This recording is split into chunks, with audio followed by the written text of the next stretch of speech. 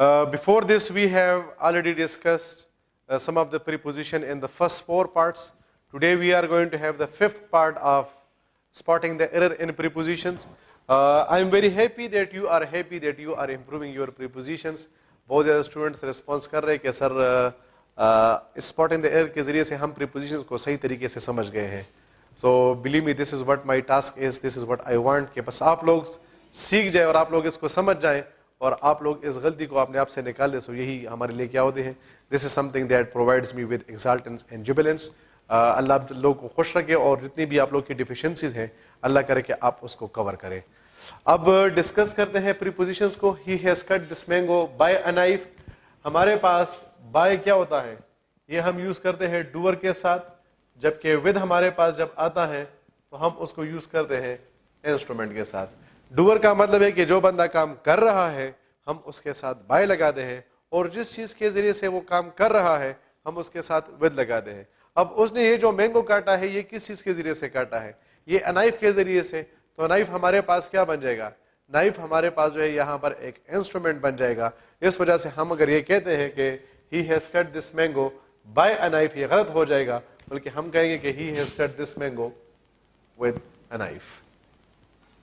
پھر نیکسٹ ہمارے پاس ہے I will meet with them. اچھا, یہ جب ہمارے پاس میٹ آتا ہے میٹ, تو اگر اس کے بعد پرسن آ جائے, یا دوسرا ہمارے پاس ہے کہ ہمارے پاس میٹ آ جائے اور اس کے بعد کوئی انسیڈنٹ آ جائے. ذرا پوائنٹ کو سمجھے, بڑا امپورٹنٹ پوائنٹ ہے. میٹ ہمارے پاس آیا ہے, میٹ کے بعد ہمارے پاس پرسن آیا ہے, جس طرح یہاں پر ہم کہتے ہیں کہ آئی ول میٹ ود دیم, اور جبکہ اس ایم سی کیوز میں ہمارے پاس ہے کہ آئی میٹ این ایکسیڈنٹ. اب یہ ہمارے پاس کیا, یہ ہمارے پاس ایک واقعہ ہے. تو جب ہمارے پاس ورب میٹ آ جائے اور اس کے بعد ہمارے پاس پرسن آتا ہے, تو پھر یاد رکھے کہ ہم اس کے ساتھ کسی قسم کا پریپوزیشن یوز نہیں کرتے ہیں. تو میں کہوں گا کہ آئی ول میٹ دیم.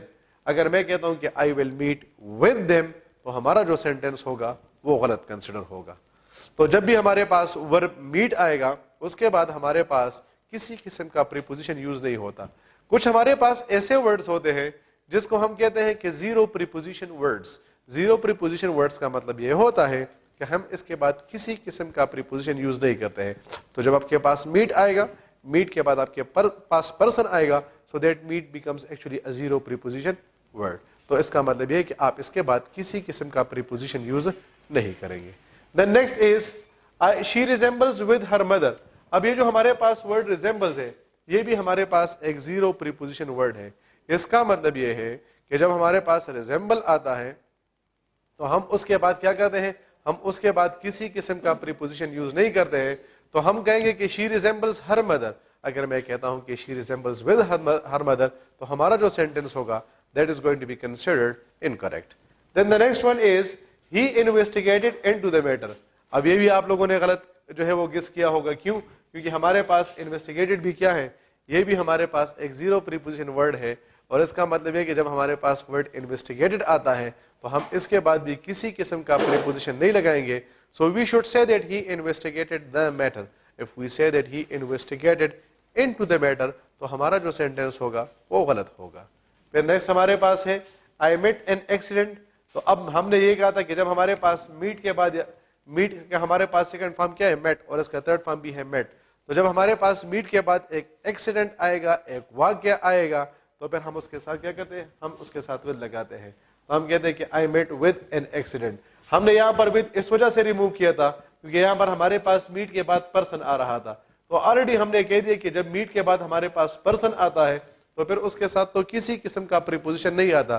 لیکن جب میٹ کے بعد ہمارے پاس کسی قسم کا واقعہ آتا ہے تو پھر ہم اس کے ساتھ کیا کرتے ہیں, ہم اس کے ساتھ پریپوزیشن ود لگاتے ہیں. تو I met with an accident.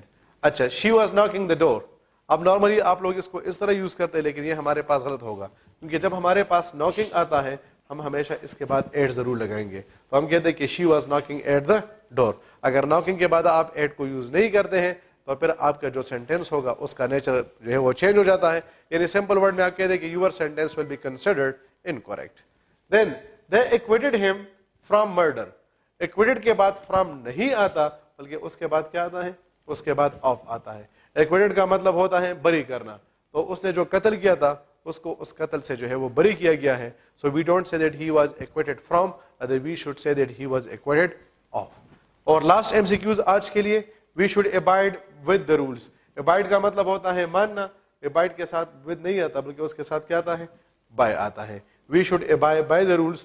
Abide by the rules کا مطلب ہے کہ ہمیں جو ہے وہ قانون کی کیا کرنی چاہیے, اس کی جو ہے وہ ہمیں اس کو فالو کرنا چاہیے, اور جتنے بھی اس کے رولز اینڈ ریگولیشن ہے اس کو ماننا چاہیے.